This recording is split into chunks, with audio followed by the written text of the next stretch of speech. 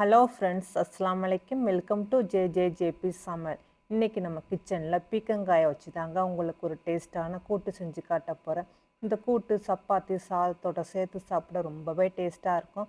வாங்க அது எப்படி செய்யலான்னு பார்க்கலாம். முதல்ல ஒரு 25 கிராம் அளவு பாசிப்பருப்பு எடுத்திருக்கேன். இதை ஃபஸ்ட்டு நல்லா வாஷ் பண்ணிக்கிறேங்க. வாஷ் பண்ணிவிட்டு இது நார்மலாகவே லைட்டாக குக் பண்ணிக்கலாம். இது ரொம்ப நேரம் குக் பண்ணணும்னு அவசியம் இல்லை. ஒரு முக்கால் பதத்துக்கு இது இந்த பாசிப்பருப்பு வெந்தாலே போதும். இப்போ நான் பீக்கங்காய் எடுத்திருக்கேன். நான் ஒரு 1/2 கிலோ அளவு பீக்கங்காய் எடுத்திருக்கேங்க.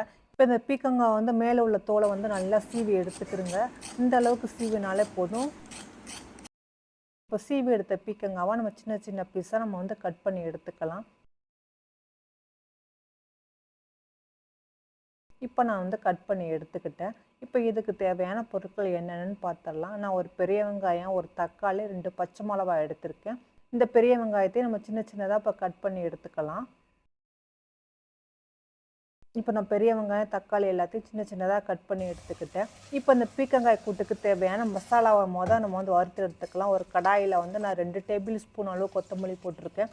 1/2 டேபிள் ஸ்பூன் அளவு ஜீரகம் சேர்த்துக்கிறேன். ஒரு துண்டு பட்டை, கிராம்பு ஒரு 3 சேர்த்துக்கிறேன். ஒரு 5-6 பல் பூண்டு சேர்த்துக்கிறேன். கூடவே வந்து தேங்காய் ஒரு 2 பல் சேர்த்துக்கிறேன். இப்போ இது எல்லாத்தையும் நல்லா வறுத்து எடுத்துக்குவோம். இப்போ வறுப்பட்டோன்னே இதை வந்து ஆற விட்டுருவோம். நம்ம ஆறினோன்னே அந்த மிக்சியில் போட்டு அரைச்சிக்கலாம். இப்போ அதே கடாயில் வந்து நான் 3 டேபிள் ஸ்பூன் அளவு ஆயில் ஊற்றிருக்கேன். இப்போ ஆயில் வந்து ஹீட் ஆகிடுச்சிங்க. நான் இதில் ஒரு டீஸ்பூன் அளவு கடுகு, 1 டீஸ்பூன் அளவு கடலைப்பருப்பு, 1/2 டீஸ்பூன் அளவு ஜீரகமும் சேர்த்துக்கிறேங்க. இது பொரிஞ்ச உடனே இதை நம்ம கட் பண்ணி வச்சுக்கிற பெரிய வெங்காயத்தையும் சேர்த்துடலாம். சேர்த்துட்டு இதை வதக்கி விடுங்க.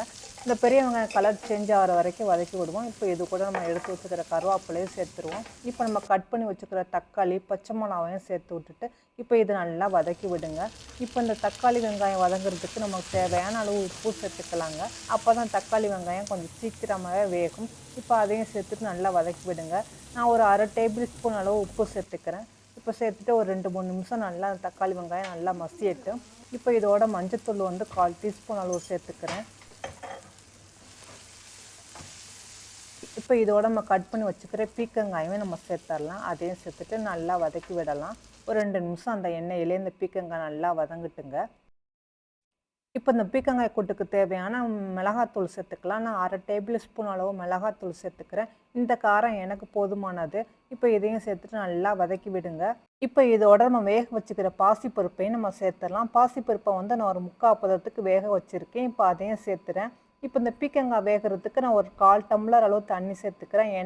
ஏன்னா பீக்கங்காவும் கொஞ்சம் தண்ணி விடுங்க. அதனால் பார்த்துக்கிட்டு தண்ணி கொஞ்சமாக ஊற்றினாலே போதுமானது. நான் இன்றைக்கி ரொம்ப கிரேவி மாதிரி இல்லை, கொஞ்சம் ட்ரையாக தான் இந்த பீக்கங்காய் பொரியல் செய்ய போகிறேன். அதனால் தண்ணி நான் 1/4 டம்ளர் அளவு சேர்த்துக்கிறேன். அதையும் சேர்த்துட்டு மூடி போட்டு ஒரு 10 நிமிஷம் வேக விட்டுக்கலாம். ஒரு 2 நிமிஷத்துக்கு ஒருக்க அந்த பீக்கங்காய் வந்து கிளறி விடுங்க. இப்போ நம்ம வறுத்து எடுத்த மசாலாவை மிக்சியில் போட்டு இந்த மாதிரி கொரண்டு அரைச்சி எடுத்துக்கலாங்க. இப்போ அதையும் நம்ம கூட்டோடு சேர்த்துடலாம். இப்போ கூட்டோடு சேர்த்துட்டு நல்லா வதக்கி விடுங்க. இப்போ கூட்டில் உள்ள தண்ணிலாம் ஓரளவு ட்ரை ஆகிடுச்சு. உங்களுக்கு கொஞ்சம் கிரேவியாக இருக்கணும் அப்படின்னு சொன்னால் இந்த பதத்துலேயே நீங்கள் ஆஃப் பண்ணிடலாம். நான் இன்னும் கொஞ்சம் ட்ரை ஆகணுங்கிறதுனால நான் இன்னும் ஒரு 2 நிமிஷம் வச்சுட்டு இந்த அடுப்பை நான் அப்போ ஆஃப் பண்ணிடுறேன்.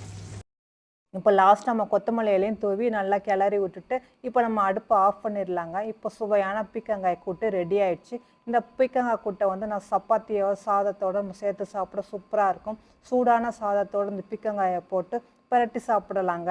இதுக்கு எக்ஸ்ட்ரா கிரேவியோ சைடிஷோ தேவையில்லைங்க. வெறும் அப்பளம் உருவா இருந்தாலே போதும். இது அவ்வளோ டேஸ்ட்டாக இருக்குது இந்த பீக்கங்காய் கூட்டு. நீங்களும் கண்டிப்பாக ட்ரை பண்ணி பாருங்கள்.